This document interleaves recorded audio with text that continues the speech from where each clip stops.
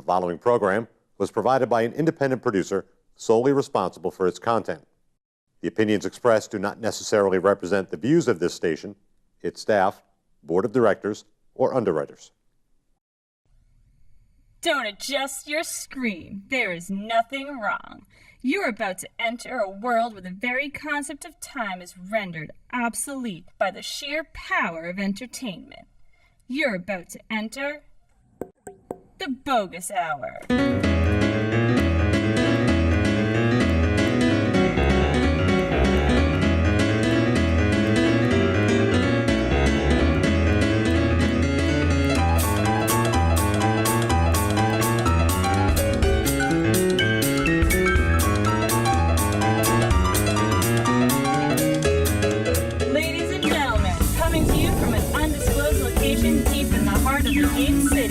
The host of the Boggis Hour, Greg Boggis.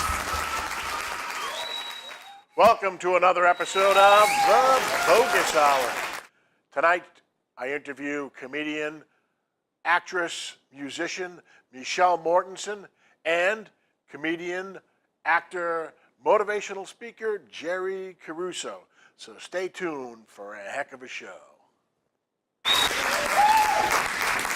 And my guest, Michelle Mortenesen, comedian, actress, musician. Yes. Here on the Boggis Hour, came all the way from the eastern seaboard. Right. To make it to central New Hampshire. Thanks for having me. Thanks for coming down, or across, I guess it would be. Yes, right, 101. 101, straight in. Yes. So tell me about your career before you started doing stand-up comedy and acting. I was a professional musician. I played French horn for 1,000,000 years. I don't think I've ever actually known a French horn player. Right, well. You are the one. Yes, which is good because, you know, you get picked out a lot as opposed to comedy where you're one of 1,000,000. Right. As I like to say, I had 2 cool gigs in all the time I played. Back in '92, I played with Bruce Springsteen's band. When he wasn't with it, it was the E Street Review. So I played with Danny Federici and Max Weinberg and Clarence Clemens. Yeah, awesome. and all those dudes. And That's that was a hell of kind a fun. feather in your cap. That must Yeah, have been a really it was nice. Cool event. And where was that? It was in Red Bank, New Jersey, so it was Springsteen Country. It was a hunger-thon that they were doing. It was a benefit right after Thanksgiving, and they had other guys on the time, Mitch Ryder. Oh, sure, and, sure. And Johnny. The Detroit Wheels. Yes, yeah, yes, yeah, sure. and Johnny Rivers and all kinds of guys. Wow, that's a great lineup. And then right before I left Jersey, I got to play with the great Ray Charles, Oh, right before my. he went to the Super Bowl that year. Wow, Yeah. that is incredible. Yeah. And where was that? That was at the Trenton Auditorium. It was the 30th anniversary of the Jersey Lottery, and they had hired him to do the benefit, and they brought in, he has a resident band that he has, which is about 14 guys that travel with him all the time, but they always supplement the orchestra. So the contractor called me up and said, I got a gig in Trenton. He says, how'd you like to play with Ray Charles? Oh, yeah. I would like to play with Ray Charles. So we rehearsed for an hour and a quarter with his band. We rehearsed with him for half an hour. They said, go eat dinner, come back, and we played 16 straight songs. Wow. 16 straight songs. And you were so just like this because you wanted to get everything right, and it wasn't until we got to the last song, which of course was America. Oh, and the right. big horn lick where you go, da, da, da, da, da, da, da, da, da. And at that point, I finally realized, I went, oh my God, Here's I'm where on I am. stage. I'm on stage with Ray Charles. Wow. And it was like a dream. And then we were done, and the guys said, pass the music forward. You'll get your checks in the mail. Thank you very much. Wow. Yeah, I mean, he's sincerely one of the greatest musicians ever Yes. to have come out of this country. I mean, he is just an unbelievable talent. So Yeah. that's a hell of an accomplishment. So I still have my backstage pass. Oh, yeah, that's never give that up. No, I'm not going to give it up. So fast forward, and you start doing stand-up comedy. What was the... Moved to New Hampshire in 2006, had kind of a rough year. Mom died, had some health problems. My husband was living in Jersey, and living up in Bedford, New Hampshire, this isolated house up on a hill, and started to write a book that I had always threatened my son that I was going to write about raising him, and it was going to be called I Have Other Pants, but the ones I want are in the dryer. And I started to write the book, and as I kept going on, I saw myself kind of doing the bits in my head and the little segments, almost like Irma Bombeck. Remember when she was on Sure. America, Good Morning America? When I saw myself doing these kinds of things, and I thought maybe I should try something totally different, and I should take a stand-up class. So I found out about Rich Gustis, who Yeah, has Boston staple. the staple Longtime and veteran. the teacher of the stars. I mean, so many of his students have gone on to great things. Right. And I emailed him. I asked about doing one of his open mics. He says, "Why don't you come down to Brookline and take my class?" All right. So I showed up one night, my age, conservatively dressed, and I know he saw me walking in the room and thought I was in the wrong place. I think he almost said, ceramics is down the hall, or did you really want the cooking class or something? And there were 12 people in the class, and of the 12, this was 2007, I'm the only one that stuck it out. Oh, wow. Out of all those people, you're the only All one. those people, and every once in a while I meet up with Rich, and I say, do you ever think, did you ever believe back then that of the 12 people, You'd that be the one. this middle-aged woman, conservative woman from New Hampshire would be the one that would stick it out? He says, honestly, no. He says, I wouldn't have put money on it. He says, I'm glad you did, but it's been quite a ride. Because I tell people that a lot of showbiz, and especially a lot of comedy, is a war of attrition, and you just have to stick around and get seasoned, and Yeah. you got to soap up all those juices from all those horrible gigs and those. Yeah, right. And then it kind of comes together after a certain amount of time, and if you don't hit it in the first year, you're not a failure. No. No. I mean, the first open mic I did was that place of his in Dorchester. Oh God, was it not the Green Dragon? What the heck was it? One that Eddie Regal used to run, or I don't know. It was down on Dorchester Street. Dodev? Right, and he used to tell stories about being shot at and the bullets going by his ear and all kinds of things. And I mean, that was the first open mics I ever did. And then he opened up some other crazy place. And when you think about some of the dives and some of the unsafe places that you've played, and I'm going where? yeah, how did I ever For do how that? little money? And once in a while now, I do an acting job in New York, or I do extra work in New York, and people say, how can you possibly think about taking the subway late at night or going into New York and being on your own? And I think, you have no idea some of the places I played in Dorchester or Roxbury or some of those other places. Sure. And compared to the New York subway is nothing. Right. It's usually there's 2 cops on every car late at night, and nothing like Dorchester. So how far into doing stand-up did you start dipping your feet into acting? It was about 3 or 4 years in. I figured I'd sort of branch out a little bit and do some character parts. So I took a couple classes down at Boston Casting. Yep. And did a few student films, played a crazy cat lady, slit somebody's throat. I played a grandmother and... Homicidal Grammy? Yes, a satanic rite. And she goes out in the woods with a bunch of people, and she's wearing a hood, and she takes a knife, and I slit somebody's throat. So I did that. A couple of other We should get that. We should try to find that. Send that to me. I will send it to you. I did a little... She looks so nice. Look at her. There she is, slitting people's A throats. film with Bob Gelati. And I was so obnoxious that at the end he tries to strangle me. We've got that on camera. That's in my demo reel, actually. So I continued to do a lot of these character parts. And I sort of got a reputation as someone that would try most anything. So if you wanted somebody to get hit by a car, or an old lady, and I have wigs, and I do my own makeup if you want somebody to look 75. So I've been hit by a car, I've been strangled, I've been shot at, I've passed out after I saw a finger in a birthday cake. If you want somebody to do some kind of nutsy role, I'm kind of the go-to person that you do that. And so I did a few student films, and then I picked up a couple of nice roles in a couple of independents. One that's done quite well. It's had over 20 screenings, and right now it's, I think, on Amazon Instant Video. And I played an older woman in that one. And I'm in a film that should be released in 2016, where I play an alcoholic abused wife. And it's interesting because this is a 20-year span, and I have to actually look younger. Oh, you've got Yeah, I'm looking younger, and then I play my own age. So what was the first film you were talking The about? first one is called Justice is Mind. Okay. And Justice is Mind. Mind. Okay. Yeah, and that's been out for a while.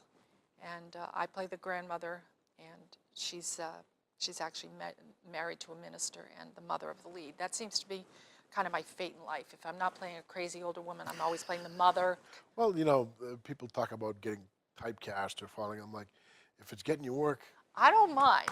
bring it on. I don't mind at all, If you want me to play the mother, I mean, I'm a mother in real life. Sure. I've got 2 kids. Grandmother in real life, I've got a 3-year-old, and we're daughter's due with another one. And the second film you were talking about? That is Spin the Plate. Okay. And that will so be that out was in the 2016. director's a local guy. Yes, it's right? Eric Eastman, and he's actually a state rep. Right. I believe for this I district, think Nashua. in this neck Yeah, of the woods, so right? a lot of it was filmed down here, and Actually, I think I actually did a day of extra work on a bus for that. Really? Yeah. So I don't know if I ever got any Okay. FaceTime, but I okay, actually did a day's worth yes, of work. but with Becky Dennis, Yes. probably, yes, who plays my, I play her mother Oh, in that. oh, I'm okay. Becky's mother in that. Great, great. And she's out in L.A. now. She's out in doing, L.A. and doing she's done quite well. well. Yeah. Yeah. She had a nice little role in Ted 2, Oh, great. and she's done some commercial work, and she's out there, and she's been taking classes. And so has auditions. the Spin the Plate been released yet? Nope, I have So it's still a in pickup. I have one more scene post? I have to do, so that probably will be 2016 when that Great. gets released. So what I'll do is I have got 3 questions that I usually ask Okay. everybody, or at least most of my comic friends, and I'll broaden it out a little bit for you, so Okay. that you don't necessarily have to narrow it to comedy if Okay. the other stories are better. What's your best show or event? And you probably already touched on it. You probably either Ray Charles or Bruce Springsteen as far as As the music, as far as the comedy, it was one night down in Florida. I did Side Splitters yeah. in Tampa, and it was the early show. It was the 6 o'clock show. The guy gave me the time, not knowing really who I was. Larry Miller was on at 8, but this he's a was the great 6 o'clock show. Well, the 6 o'clock show is, of course, where all the seniors go because it's only $10. So they go out for the 4:30 early bird special for the dinner. Then they go to the 6 o'clock show where they pay $10, and they're in bed by 8:30. Right. So these were my peeps. And so I did my usual material, and I just really had a good time. They liked me. They were very, very relaxed. A few people called out a few comments, and I was able to joke with them and laugh with them. And I really, really had a nice time that night. It was just... Yeah, it's weird how sometimes it just all comes Yeah. together, and it's very rare that it all comes together and it's just Yeah, the crowd is yours and it's like a hot knife going through butter. yeah, it was. It was So one of the more fun. best. That's the 2-minute warning. Yes. Worst show. And again, you can expand on it into an acting gig or music if you Well, wanted there to. was a show where I was a musical director for a local theater group when my husband and I were in Connecticut. And we were doing it in this puppet theater. And that night we had 4 people there. Oh, And they were life-size puppets, and we felt badly about the fact that there were only 4 people in the audience, and the cast felt bad, so we took the puppets and we stuck them in the chairs. Then I had 77 pieces to play. I was doing the piano part. I had 77 pieces to play, and it used to take me half an hour every night to arrange the music, and my husband had one song. My husband, Try to Remember, from the Fantastics, El Gallo, with the cape and everything else. Went through all the music. I go to his number. I can't find the music. oh, Your own husband's music. So he sees me and I'm searching like this, can't find it. Finally said, I'll play the intro, keep going. So somehow we got through it. and the most unusual. Most unusual. We did, it wasn't comedy again, we did an opera. And we did Aida. And unbeknownst to us, they brought the camel out on stage. Oh, So we're playing away and playing away, and all of a sudden, we just sort of look up, and there's the camel coming out on stage, which everybody stopped. Just couldn't believe it. It was just, I haven't done a whole lot of wild comedy shows. Really, for the most part, most of the shows I've done have been okay. We've had a few wacky crowds or something, and you walk in and you go, well, I'm not going to do, Sure. You walk in and you look at the audience and go, well, that joke's out, this joke's out. Right. I'm not going to do this. But usually I've been pretty lucky with that kind of stuff. Well, Michelle Mortenesen, Yeah. musician, comic, actress. Yeah. Thanks for coming down to the Boggis I had a Hour. ball. Hope to have you again. I had a ball. Thanks for inviting me. It's always fun. There are 16 million children struggling with hunger in America. This is a serious problem, but one we can solve. Visit feedingamerica.org to help. Together we can solve hunger. Together we're feeding America. Here I am with my guest, comedian, actor, and man about town, Jerry Caruso. Greg Boggis, my good friend, comedian, actor, man about town. Yeah, we'll go Thank you with very much. Well, welcome to the show. Good to have you on after the many shows that you've had me on. Great, be they great to be stand-up or TV. Yeah, And that's finally right. Get to have you on the Boggis Hour here in lovely Nashua. But it's not an hour. It is not an hour. That's True. the. But That's that's not, obviously I say the mine joke. too, and mine's 45 minutes, half hour, yeah, whatever. That's the whole joke about it. Illusion, Boggis yeah, Hour. yeah. So welcome to the show. Nice to be here. And We've been doing stand-up comedy for a number of years together. yeah, oh, one of the you and I first started. guys- When did you start? I started in I was 93. 94. Yeah, So you were a year. you're Yeah, a just a little year bit ahead after. of me. Not even that far, because mine was September '93. So Okay. you weren't that far behind. Yeah. Do So we've been doing comedy for a while. Why don't you tell me a little bit about what inspired you to get into stand-up comedy? Because you were like me. You didn't start at the right young age of. How old were you 20-something. when you started? I was in I know. my- I do the questions, Jerry. Let's see, 39, 29. Holy. I was 38. I was 38. Okay, so you're about 10 years later than Yeah, me. as far as age. when I first started doing comedy in 1980, I did it at Ding Ho, and I was with Lenny Ah, no Clark, kidding. Barry Crimmins, Steve Sweeney, all these guys. Even Stephen Wright had come on one show, but that was the Mecca. It was East Cambridge, Chinese restaurant, hard to believe for comedy, I realized that. And they had an open mic night, and I signed up for it, and I was number 61 the first night. I go, 61. Lenny Clark goes, yeah, 61. That's a good spot. 61. He goes, yeah. And they started the show at 8, and it ended somewhere after 1 a.m. Oh man. And then they liked me, and the second time I came a month later, he goes, kid, you're a funny kid. I'm going to move you up. Next time I came, I was 39. Wow, moving on I'm up. like, well, that's great. And then the third time was 21, and then the fourth time was in the teens. So that was nice. But the problem was I got cold feet because the people who wanted to support you said, okay, do you get any new jokes? No. Well, I could hear them at home, So I just stopped, Did it 4 of them, and then I waited. I got a job at Digital Equipment Corporation, as Deckies call it, DEC. Right. Which And- was very big around here. Oh, it's big around here, and big where I was too, Yeah. in Mass. And some girl was being roasted, and they knew I joked around. They says, "Why don't you help roast her?" I go, "I don't even know her. You don't worry about it." I go, "What do you want me to do?" I don't even know her. What's that famous line from Paul Lynde? Roast her, I'd rather baste her. But they said, just do jokes, do voices. I did something, nothing to do with her. And she kept saying to her friends, who is this guy? You work with him. The department was like 50 people big, and I just got in there.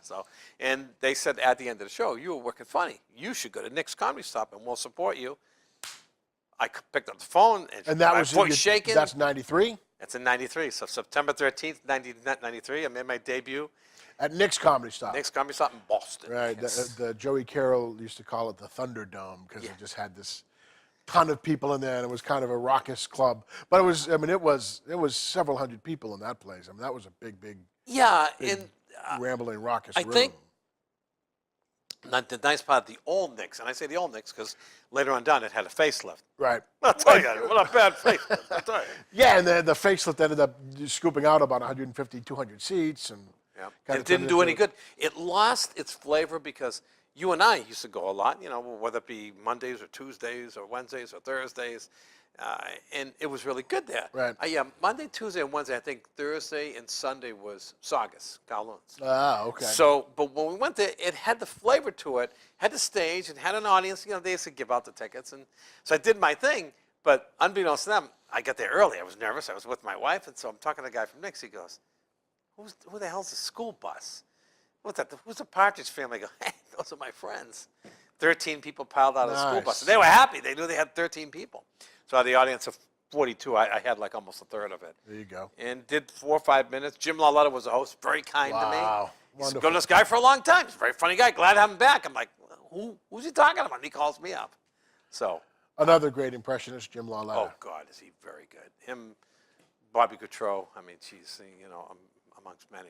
So were you inspired, who were some of the media figures that you were inspired by? Robin Williams, I loved his spontaneity. Is that a word? Yeah. I think it's spontaneity. Well, up in New Hampshire, potato. Spontaneity. Okay. Yeah, Spontaneity. Spontaneity, yeah, there we go. Yeah. Jesus, he didn't tell me to be this rough. He warned me. But Robin Williams was one of them. And believe it or not, it had to be late 70s, had to be 78, I saw Steve Martin in Boston. When he was in Where, at the Garden? No, it was at this, near the Symphony. Okay. And he came out in a white suit, thin as a rail. That's when he was hot. I'm sorry, Right. He did 2 hours. Wow. And he was full of P&V. He was funny. You can say it, I think. Huh? You can say it. Oh, piss and vinegar. Okay. Up here it's vinegar. Vinegar. But and I saw him. I'm saying like, Jesus, this guy is unbelievable. Where's he get his energy? Then I'd see old. Yeah, he was certainly a very early inspiration for me. Yeah. I mean, he was just so damn funny and just had that incredible irreverence. Improv. And turned comedy into rock and roll, Yeah. basically. Improv, music. Like he do. His style, like you said, the white suit. I mean, that was like an And aesthetic. he that was the stood style out. that he had, sure. Yeah, Red, white suit and a red tie. Yep, and that's what he used to do. So those are two of my inspirations that I looked at and say like, God, I go How about back like further. Rich Little? Rich Little, Frank Gorshin as impressionist, David Fry, political impressionist. Have you ever heard him? Oh yeah, is he the one who did Kennedy? Kennedy, Nixon, he did them all. Right. He did. Wasn't there the joke about when Kennedy was assassinated that there goes my act or something like that? I thought that was the. I have to remember. wonder about that. But I look at that, but I even go back further, which I thought Groucho Marx was a genius. I mean, yes, the Marx Brothers, but he did everything. He's so quick. He was so deadpan. Right. He used the. Right, yeah, physical, but really a good wordsmith. Really, really funny, Yeah. punny, But saucy, his punny was kinda so dirty. good, and he was right on for whatever he did. When he had that woman the bigger woman who always acted with him. I don't know her. Was it name. Margaret Dumont? It had to be, and so she was he was Professor Wagstaff. Right. Oh, hug me, Professor. Hug me closer. If I get any closer, I'd be behind you. It's like he said the kind of things where you didn't even have to think about it. It was just perfect. I love my so those were my inspirations. I love my cigar too, but I take it out once in a while. So I looked at all that stuff, and one more I'll throw in. It's really a comedy team, which had no inspiration. I just saw them as Lewis and Martin. I thought they were brilliant. Oh, okay, sure. But I loved Jerry Lewis. He was more slapstick, but he was funny. He was a what they call him, the clown prince. Right. He was good. And Red Skelton. I mean, there's a whole bunch, but those are my inspirations. Nice. They loved them in France. Now, how about some of the local Boston folks? Oh dear God, Kevin Knox. Kevin Knox, Top of my one of list. the greats. Bob Seibel. Yeah, And, another one of Bobby, the greats. Love him. God rest his soul. Yep, both Kevin and Bob are gone. Kevin, yeah, I know. It's so sad. Yeah, they were both very similar in that they had all this really great amount of kinetic energy, and they were great guys. They weren't pretentious. They weren't, wouldn't talk to you during, before a show or anything like that. They were really, really welcoming and inviting. And Definitely. And Kevin Knox, I remember before he passed. you it was like guys, look at you you know, young, he look at goes, you young studs. How do I know your wife? I'm just kidding. Just trying to make her feel at home, he says. And my wife thought he was a great guy. But he treated my wife and me like he knew us for years. Yes, he knew me, but he just treated us just like that. Yeah. And he was just so good that way. And that's how Seibel was. Sure. Seibel, or his heart on his sleeve. I don't know how many hats he wore on his sleeve, you know. Can I tell you a quick Seibel story? Sure. Remember Sully's in Gardner? Oh, yeah, it was a great room. Great place, great room. I'm sad that it went. And so, you know, stuff like he'd like, Caruso, he goes, oh, I'm kind of sad. He goes, I need tonight, I need it. He goes on stage, we're telling all our friends, this guy is so incredibly fun. He's phenomenal. This guy is going to make you die laughing. He gets on the stage, he goes, how many people have a broken heart? How many people have a broken heart? Mine has a knife in it. And people ready to cry. And so my friends looking at my wife, he goes, is this the guy who's funny? And so he kept saying, he goes, I lost somebody. She didn't die, but it's like she died. Oh. I died. In 5 minutes he ranted, then he went into his act. Right. But he was so natural. He was so there. He was so, you know, he was everybody's comic. Yeah, it was just young a and genuine old guy. Yeah. liked him. Very inspirational guy. Here's the point of the show where I ask you the 3 big questions. Sure. What's the best show that you've done? If you can't think of the best, give me maybe best. The plus best one. show that I did. Let's see, the best show that Most I did. memorable. All of them. No, the best show, that's a bad answer. The best show that I did, I just did one in Maine back in March for the Robbie Foundation up in Gorham, New Hampshire. Yeah. Crowd was really nice. They were really into it. They were there for the charity. I did about an hour. Awesome. There was such a good crowd. They were there to support the charity, which is a phenomenal foundation. run What by is my it? friend. What is the charity? It's called the Robbie Foundation. They work with families with disabled and handicapped kids. It's a phenomenal wonderful. thing. I think I have you going to that Great. next March. That was one of my best, one of my favorites. I mean, there are a ton of them. Campgrounds. Me and Larry. Thank you. You're Wow. stomping your foot. Oh, sorry. I thought you had a liking to me. That too. Well, there we go. It was a subtle move on. Another one. It's like That's the 2-minute warning. good. It was like a campground. I did a campground in Connecticut. It was really great. It was phenomenal. Great crowd. Hour too. It was nice. You said worst show? Worst show. Worst show. There's usually with Oh, comedians. this is a There's good so one. many. This is a good one. It was in New Hampshire. I did it with the incomparable Bob Sheehy. Oh, Bob Bob goes, Sheehy. I get an Pepperell's finest. I get an engagement party. Get easy money. Oh, we'll boy. do great. He goes, you do 20 and I'll do 40. I go, all right, you know, I'll give you good money. I said, okay, fine. And so I did it. And they were like half listening, but I got them to listen.